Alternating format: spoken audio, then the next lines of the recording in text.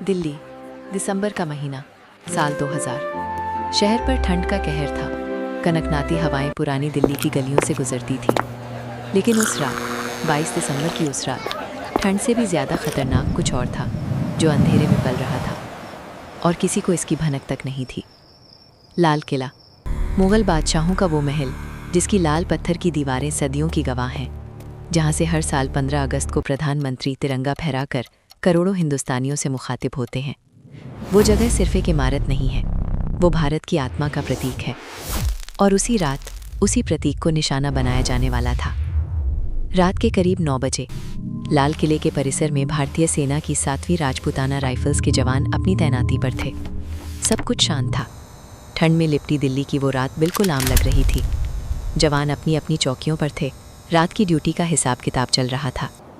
तभी अंधेरे को चीरती हुई गोलियों की आवाज़ें गूंजी, एक के बाद एक, तेज़, बेतरतीब, बेरहम। AK-56 राइफलों की वो आवाज़ें किले की दीवारों से टकराकर गूंजने लगीं। 2 लश्कर तैयबा के आतंकवादी अंधेरे का फ़ायदा उठाकर किले की पिछली दीवार फांदकर अंदर दाखिल हो चुके थे। उनके पास AK-56 थी, हैंड ग्रेनेड थे और एक खूंखार मकसद था, जितना हो सके उतना नुकसान करना। उन्होंने अंधाधुंध फायरिंग शुरू कर दी। राइफलमैन उमाशंकर सिंह वहीं शहीद हो गए। नायक अशोक कुमार को गोली लगी। वो घंटों बाद दिल्ली के अस्पताल में दम तोड़ेंगे। और अब्दुल्ला ठाकुर, एक नागरिक सुरक्षाकर्मी, भी उस रात अपनी जान गंवा बैठे। 3 जिंदगियां पल भर में। लेकिन भारतीय सेना ने तुरंत जवाब दिया। क्विक रिएक्शन टीम ने पोजीशन संभाली। जवाबी गोलीबारी शुरू हुई। आतंकवादियों के पैर उखड़ गए। वो किले की पिछली दीवार की तरफ भागे, रिंग रोड की साइड से दीवार फांद कर निकल गए। रात के अंधेरे में गुम हो गए। पूरी दिल्ली में हड़कंप मच गया। लेकिन यहाँ एक सवाल उठता है, जिसका जवाब उस रात किसी के पास नहीं था। वो आए कहाँ से? उनकी प्लानिंग क्या थी? और ये हमला असल में था क्यों? इसका जवाब ढूंढने के लिए हमें कुछ महीने पीछे जाना होगा, कुछ 1000 किलोमीटर दूर, पाकिस्तान के मुरीद में, जहाँ लश्कर तैयबा का मुख्यालय था। लश्कर तैयबा एक संगठन जो 1985-86 में बना था, हाफिज सईद की अगुवाई में, उसामा बिन लादेन के फंड से। शुरुआत में ये अफ़गानिस्तान में सोवियत सेना के खिलाफ लड़ने वाले मुजाहिदीन का हिस्सा था। लेकिन जब सोवियत फ़ौजें अफ़गानिस्तान से चली गईं, तो इस संगठन ने अपना रुख भारत की तरफ मोड़ लिया, खासकर कश्मीर की तरफ। 1990 के दशक में लश्कर ने कश्मीर में तबाही मचाई। पहले सिर्फ सैनिकों को निशाना बनाया, फिर बेगुनाह हिंदू और सिख नागरिकों पर हमले किए। 1999 में उन्होंने एक नई रणनीति अपनाई, फिदायीन हमले, यानी ऐसे हमले जिनमें आतंकवादी मरने की परवाह किए बिना जितना हो सके नुकसान पहुंचाते हैं। लेकिन 2000 तक आते आते लश्कर को एहसास हो गया था कि कश्मीर तक सीमित रहने से काम नहीं चलेगा। उनका असली मकसद सिर्फ कश्मीर नहीं था, वो पूरे भारत को हिलाना चाहते थे। और उसके लिए उन्हें एक ऐसा निशाना चाहिए था जो हिंदुस्तान के दिल पर चोट करे। लाल किले से बेहतर निशाना क्या हो सकता था? मुग़ल सल्तनत का आखिरी गढ़, भारतीय स्वतंत्रता का प्रतीक, जहाँ से हर साल प्रधानमंत्री देश को संबोधित करते हैं। उस जगह पर हमला करना मतलब पूरे भारत को ये संदेश देना कि कोई भी जगह सुरक्षित नहीं, हम कहीं भी पहुंच सकते हैं। ये सिर्फ एक हमला नहीं था, ये एक मनोवैज्ञानिक युद्ध था।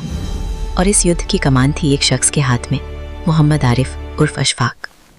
आरिफ पाकिस्तान के एबटाबाद का रहने वाला था, वही एबटाबाद जहां एक दशक बाद ओसामा बिन लादेन मारा जाएगा। लश्कर का एक ट्रेंड ऑपरेटिव। उसने पाकिस्तान में हथियारों की ट्रेनिंग ली थी। वो भारत में घुसा, दिल्ली पहुंचा और वहां एक भारतीय महिला रहमाना यूसुफ फारूकी से शादी करके अपना भेस छुपाया। ये शादी उसके कवर स्टोरी का हिस्सा थी। रहमाना को शुरू में शायद पता भी नहीं था कि वो किसके साथ ज़िंदगी बांध रही है, लेकिन जब पूरी सच्चाई सामने आई तो वो भी इस मामले में आरोपी बन गई। हालांकि बाद में अदालत ने उसे सबूतों के अभाव में रिहा कर दिया। आर्या ने दिल्ली में रहते हुए लाल किले की रेकी की, किले के अंदर का नक्शा समझा, सुरक्षा व्यवस्था का जायजा लिया, कहाँ से घुसना है, कहाँ से निकलना है, सब प्लान किया। और फिर 22 दिसंबर की रात को अपने साथी के साथ किले की पिछली दीवार से घुसकर वो हमला कर दिया, जिसने पूरे देश को झकझोर दिया। लेकिन एक बात और थी जो इस हमले को और भी ज्यादा सोची समझी साजिश बनाती है। उस वक्त भारत और पाकिस्तान के बीच शांति वार्ता की एक नाजुक कोशिश चल रही थी। पाकिस्तान के राष्ट्रपति परवेज मुशर्रफ और भारतीय नेतृत्व के बीच बातचीत के संकेत थे। दोनों देशों के बीच तनाव कम करने की उम्मीद थी। लश्कर तैयबा और उसके आकाओं को ये मंजूर नहीं था। शांति का मतलब था उनकी रणनीति का अंत। इसीलिए लाल किले पर हमला सिर्फ आतंक नहीं था, ये एक राजनीति बम था जो दोनों देशों के बीच की शांति की संभावनाओं को उड़ा देने के लिए फेंका गया था। और काफी हद तक वो कामयाब भी रहे। हमले के बाद भारत पाकिस्तान संबंध और तनावपूर्ण हो गए। वार्ताएं ठंडी पड़ गईं। दिल्ली में गुस्सा था, सरकार पर दबाव था। मीडिया ने इसे भारत के दिल पर हमला कहा और हमला करने वाले वो अभी भी आज़ाद थे, लेकिन ज़्यादा देर तक नहीं। हमले के महज 3 दिन बाद 25 दिसंबर 2000 को मोहम्मद आरिफ उर्फ अशफाक को दिल्ली से गिरफ्तार कर लिया गया। उसी दिन उसकी पत्नी रहमाना को भी हिरासत में लिया गया। 26 दिसंबर को पुलिस ने उन 2 आतंकवादियों को ट्रेस किया जो हमले की रात भाग निकले थे। अबू शयामल और अबू सुफियान दोनों अलग अलग एनकाउंटर में मारे गए, एक दक्षिण दिल्ली के ओखला में, एक श्रीनगर में। जांच शुरू हुई। दिल्ली पुलिस ने 20 फरवरी 2001 को चार्जशीट दाखिल की आरिफ और 21 अन्य आरोपियों के खिलाफ। ये एक लंबी और जटिल जांच थी। नेटवर्क कितना बड़ा था ये धीरे धीरे सामने आ रहा था। मुकदमा चला, सालों तक चला। 31 अक्टूबर 2005 को ट्रायल कोर्ट ने फैसला सुनाया। अतिरिक्त सत्र न्यायाधीश ओपी सैनी ने मोहम्मद आरिफ को मौत की सजा दी। न्यायाधीश ने कहा, यह अपराध रेयरेस्ट ऑफ रेयर की श्रेणी में आता है। आरिफ पर हत्या, भारत सरकार के खिलाफ युद्ध छेड़ने और षड्यंत्र के आरोप सिद्ध हुए। उस पर 4.35 लाख रुपए का जुर्माना भी लगाया गया। 6 अन्य आरोपियों को भी विभिन्न सजाएं दी गईं, लेकिन सितंबर 2007 में अदालत ने सबूतों के अभाव में उन्हें रिहा कर दिया। आरिफ ने हाईकोर्ट में अपील की। सितंबर 2007 में दिल्ली हाईकोर्ट ने भी मौत की सजा बरकरार रखी। फिर सुप्रीम कोर्ट का दरवाजा खटखटाया गया। अगस्त 2011 में सुप्रीम कोर्ट ने भी मौत की सजा को सही ठहराया और उसकी अपील खारिज कर दी। आरिफ ने बार बार पुनर्विचार याचिकाएं दाखिल की। 2014 में एक संविधान पीठ ने कहा कि मौत की सजा के मामले 3 जजों की पीठ के सामने खुली सुनवाई में होने चाहिए। लेकिन नवंबर 2022 में सुप्रीम कोर्ट ने एक बार फिर साफ और कड़े शब्दों में आरिफ की पुनर्विचार याचिका खारिज की। मुख्य न्यायाधीश यू ललित और न्यायमूर्ति बेला त्रिवेदी की पीठ ने कहा, उसका अपराध सिद्ध है, सजा बरकरार रहेगी।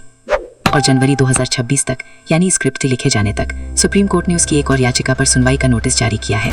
ये मामला अभी भी अदालती दायरे में है।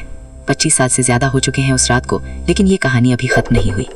और अभी तक एक और शख्स बाकी था, बिलाल अहमद कावा, वो लश्कर ऑपरेटिव जिसने इस पूरे हमले की प्लानिंग में अहम भूमिका निभाई थी। वो 17 साल तक फरार रहा। 17 साल एजेंसियां उसे ढूंढती रहीं। वो गायब रहा, कश्मीर, पाकिस्तान और न जाने कहां कहां छुपता रहा। फिर 10 जनवरी 2018 को, उस हमले के पूरे 17 साल बाद, दिल्ली पुलिस की स्पेशल सेल और गुजरात एटीएस ने एक जॉइंट ऑपरेशन में उसे दिल्ली एयरपोर्ट पर दबोच लिया। गुजरात एटीएस को खबर मिली थी कि वो श्रीनगर से दिल्ली आ रहा है।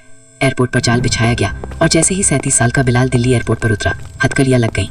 17 साल की फरारी एक पल में खत्म। अब एक पल के लिए रुकिए और सोचिए। लाल किले पर हमले के बाद ठीक 1 साल बाद 13 दिसंबर 2001 को भारतीय संसद पर हमला हुआ। फिर 2005 में दिल्ली में सिलसिलेवार धमाके हुए। 2006 में मुंबई की लोकल ट्रेनें उड़ाई गईं और 2008 में मुंबई पर वो हमला हुआ जिसने दुनिया को हिला दिया। 166 लोगों की मौत, 60 घंटे का खौफनाक घेराव। लश्कर-ए-तैयबा की वो यात्रा जो 22 दिसंबर 2000 की रात लाल किले की दीवारें फांदकर शुरू हुई थी, वो यहीं नहीं रुकी, बल्कि हर बार और ज्यादा खूंखार और ज्यादा संगठित होती गई।